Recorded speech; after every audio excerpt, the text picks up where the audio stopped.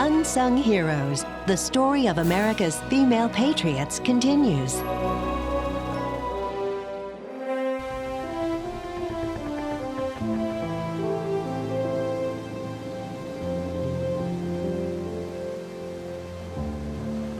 I grew up in Miami, Florida. So when I joined the Coast Guard, I just figured I was going to go to sea. And they kept saying they don't put women on ships, and I thought, well, you know, I'm sure I'll go. And then when I came out of training, I didn't go. And it was a real shocker for me. I was like, really? I'm not going? So I was very upset, and I wrote a long letter, and I explained how we could do it, what kind of ships they could use, and sent it in. And they said no. When I was trying to figure out what I was going to do, my boss let me go on a few ships, just ride them. And I hopped on board, and the captain on that ship had me up to the cabin for dinner one night, and he explained to me in full detail why I would never, ever go to sea. Ships are bad luck with women. He just went on and on why it was going to be impossible. This was probably February of 1977, and President Carter was trying to open up fields for women. So the Secretary of Transportation realized he had women in the Coast Guard. So he told the Coast Guard, what's the reason you can't put women on there? And the Coast Guard didn't have good reasons. And so he said, well, make it happen. And I got selected. And my mother swears that I had made that happen.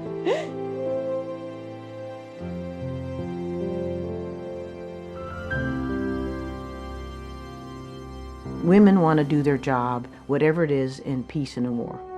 And so what I've witnessed is that those doors have continued to open.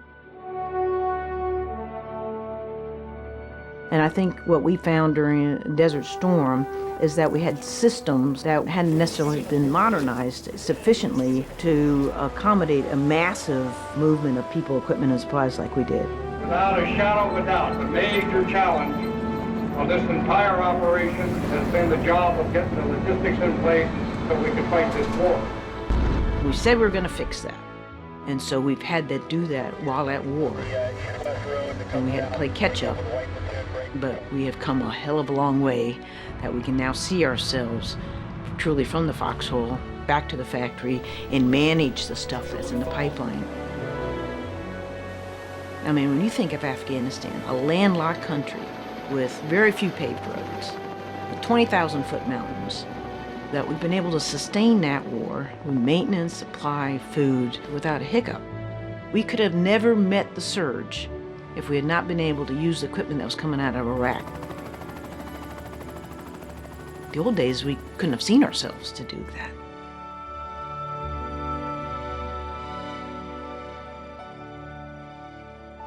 The cards and letters that I got from veterans, from children, from moms and dads would have brought tears to your eyes.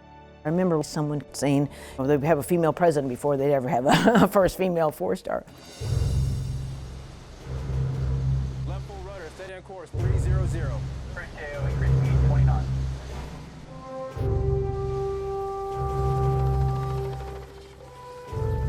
I learned in December of '08 that I was going to go out and relieve Admiral McKnight, who was deploying, to stand up the first counter-piracy task force. Today, Americans have been held hostage. This U.S.-flagged cargo ship off the African coast is being held captive by pirates. About 4 days into the job, we got the word that an American had been taken by Somali pirates.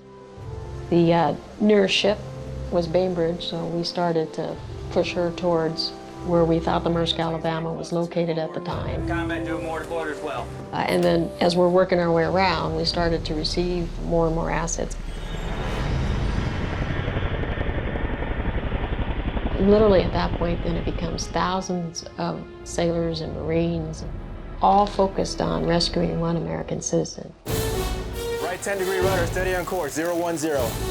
My job with my staff was to synchronize all of that.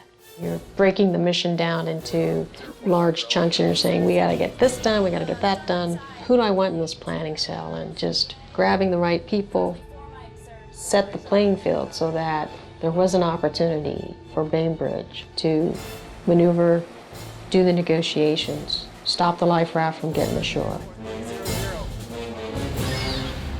At the same time, I'm thinking as a commander about how do I think this is going to unfold? What are the consequences if you take those steps? And then providing a sense of urgency to it all. So that it is leadership at its sweetest moment.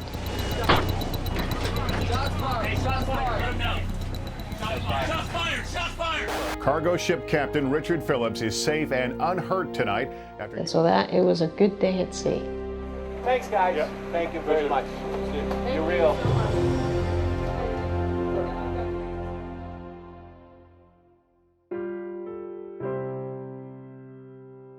There were many women in World War II that accomplished remarkable things. And one of those examples is Charity Adams. She's in the very first group of women to go to Fort Des Moines, Iowa, to join the Women's Army Corps. Her abilities are quickly recognized as being superb, and she will be the one who's chosen to take the first and the only contingency of black wax overseas. And she will command, as Major Charity Adams, the 68th, 88th Postal Battalion. Knowing that she was going to be under a microscope, she was adamant at ensuring that the highest standards were met by the women. They faced a mountain of mail. It was months and months and months of backed up mail. They worked 7 days a week, 3 shifts a day, 24 hours a day. And they were responsible for redirecting almost 7 million pieces of mail. Not just to the American Army, but to all the forces that found themselves on the continent. And they did so very, very efficiently and proficiently.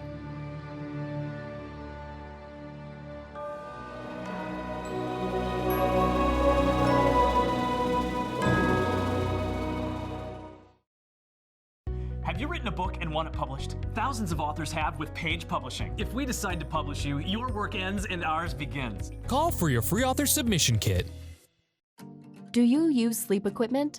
Did you know manufacturers recommend that you wash it every day using soap and water? What a hassle. That's a lot of work. Fortunately, there's an easy option. SoClean is the fast and simple way to maintain your sleep equipment. With SoClean, all you need to do is put your equipment in, close the lid, and walk away. Just one touch, and SoClean does all the work for you. SoClean saves you time, and it saves you hassle. Plus, you have the peace of mind that your sleep equipment is maintained every day. You can try SoClean risk-free for 30 nights. Even shipping is free. Plus, for a limited time, get 30% off. Call 1-800-748-2798 or go to SoClean.com to take advantage of this risk-free trial. Call 1-800-748-2798. Now, so fast, so easy, SoClean. Attention! If you owe money to the IRS, this is an urgent message. The IRS is cracking down by sending out heart-stopping letters, aggressively garnishing paychecks, seizing bank accounts, and putting liens on homes and businesses. They call it enforced compliance. And you'd better watch out because penalties and interest on unpaid taxes compound daily, making it seem impossible to ever get out of debt. Don't let tax debt destroy your life. You need to call Optima Tax Relief, the #1 tax resolution firm. They are experts in the Fresh Start Initiative, one of the biggest breaks the IRS has ever offered. If you qualify, you could save thousands. Optima's resolved over $1 billion of tax debt for their clients. They have an A+ rating with the Better Business Bureau and will fight to get you the best deal possible. Call Optima now for a free consultation. Call 800-954-7831. That's 800-954-7831. Optima Tax Relief. Unsung Heroes, the story of America's female patriots continues.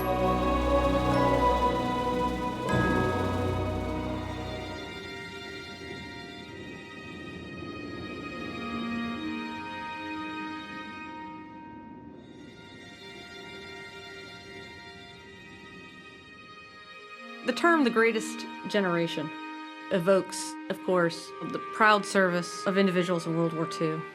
But very rarely do you get a sense that women were part of that. And if you think of the women and the different branches of the military that served in World War II, very rarely will you ever see a reflection of them as part of that greatest generation. But I would argue that clearly what they were able to accomplish and what they contributed had a direct result on the success of the Allied forces in World War II, both in the Pacific and the European theaters. And they deserve as much as anybody else that label of the greatest generation.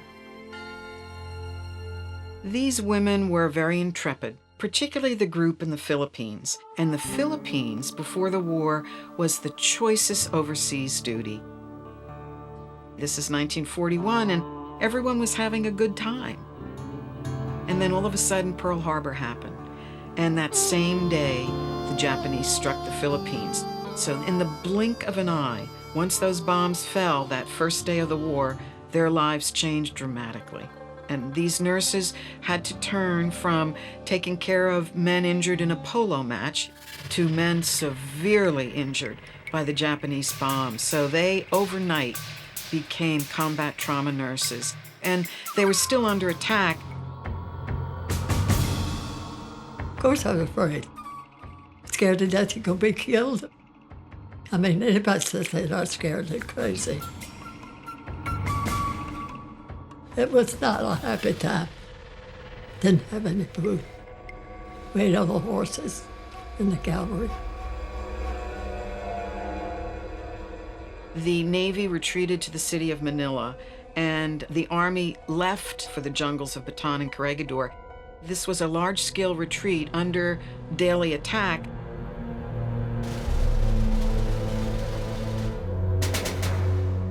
I heard the rifle fire before they got us out. They took the nurses first, and we got in trucks and traveled a long way to the bay, and I got the last boat across, and the Japanese were strafing up and down the bay while we were going across.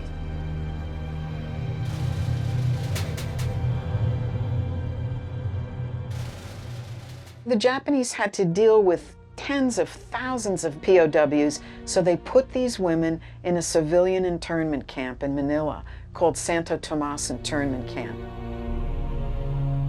They took all the nurses outside and lined us up and walked up and down looking at us. That scares us to death, too.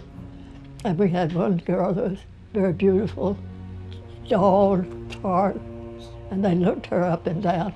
It said the next generation of Japanese will be tall. They all were put in this 6,000-person internment camp. And what the nurses did, when they got into camp, they set up a hospital because they knew that there would be people sick, there would be people who needed treatments and surgery. So they had a real reason to keep living in prison camp. And that's a very important aspect of being a POW, the motivation to stay alive and to keep going. Well, I'm sort of a loner, so I dealt with it, I think, better than most people did. Because I knew you were either going to get killed or you're going to go home.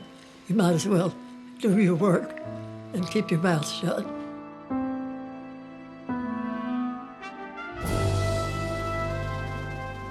They were liberated in February of 1945.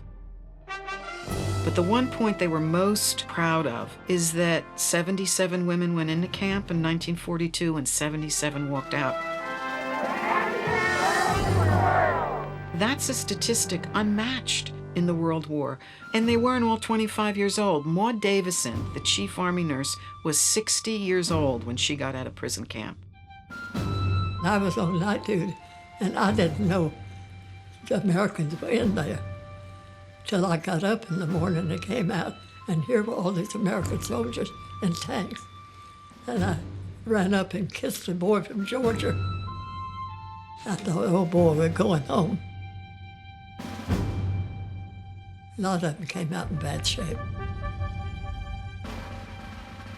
I did too, really.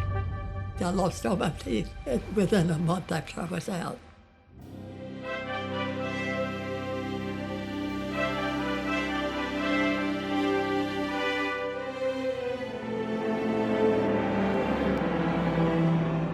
They came home, got their Bronze Stars. They were promoted one grade in rank, and then they were sent on bond drives. I just wanted to get out of that darn army and go back to work as a nurse. I'm sorry about all the physical ailments I have, but I don't regret it.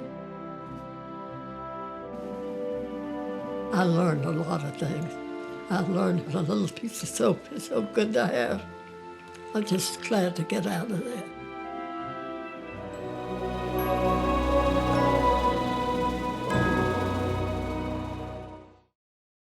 Have you written a book and want it published? Thousands of authors have with Page Publishing. If we decide to publish you, your work ends and ours begins. Call for your free author submission kit.